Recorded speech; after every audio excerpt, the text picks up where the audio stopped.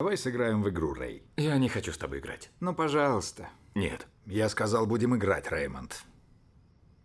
Хорошо. Чудненько. How was it for you both to reunite with Guy Ritchie? Did you drink a lot of tea, play chess? Don't know if I did play any chess. Guy's very good at chess. I tend to only play against people I know I can win. And Guy, it's a little hit and miss. But it was, it's always fun to work with Guy. He became a good friend of mine after we did Arthur together. And I kept in close contact with him, so sort of a no-brainer when he asked me to come do this. You're always going to have fun with him.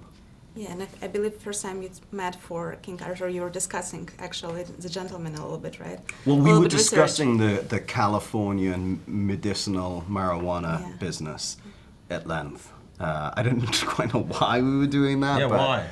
It just sort of came up, and I had heard a few facts about the business along the road of my life, and so he was very interested to hear what I knew, and apparently that was 90 minutes worth. Your character Q is unrecognizable in a way that your accent, the way you interact, the way you dressed, even your glasses are.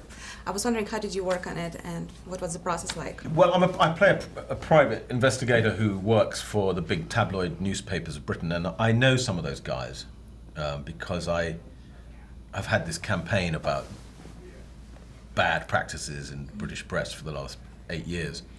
And during that time, some of the people who used to hack my phone or hack, people's phones or organise burglaries of your apartment, things like that for the newspapers, they've actually come over to our side. And so I had lunch with some of them. And that gave me some ideas about looks and voices. And then the other big thing was my character is a film nut. He loves cinema. And so I liked the idea of him as a kind of sleazy Federico Fellini. I found pictures of Fellini, and that's the kind of look with the glasses and the jacket. Yeah.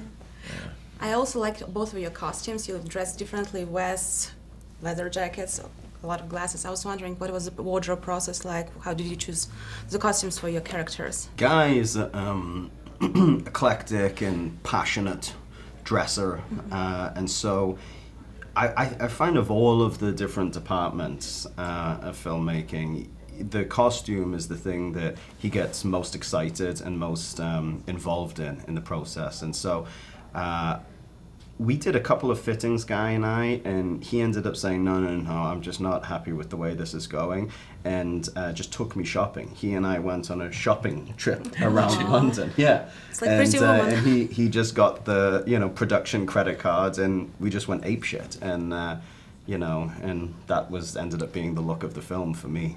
Wow. Did you end up going shopping with Guy No. We had a brilliant costume designer, and as I say, I was basing it a lot on Fellini. Nowadays, everybody's talking about new masculinity and brutality. So I was wondering, how do you feel, no matter how much our times will change, no matter how much, we redefine what it's like to be a man, what it's like, to be masculine, what will be the qualities of a true gentleman? We should all follow, in a way.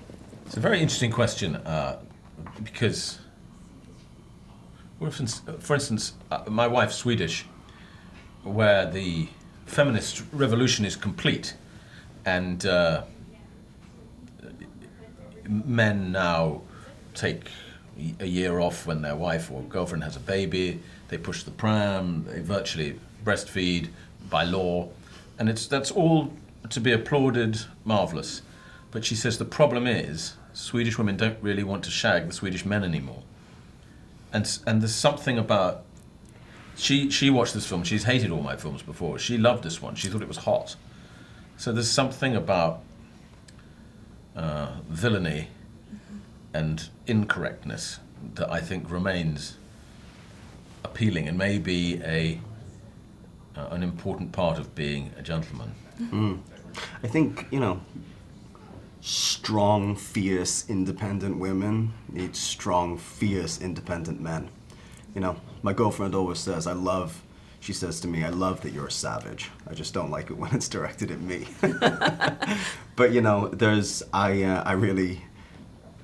I embrace the environment that I grew up in and the sense of masculinity that I was raised in, and I don't really shy away from it. And you know, in sort of in the close quarters of, you know, my mom and my girlfriend and the women that I interact with on a very regular and intimate way, they don't seem to have a problem with that. So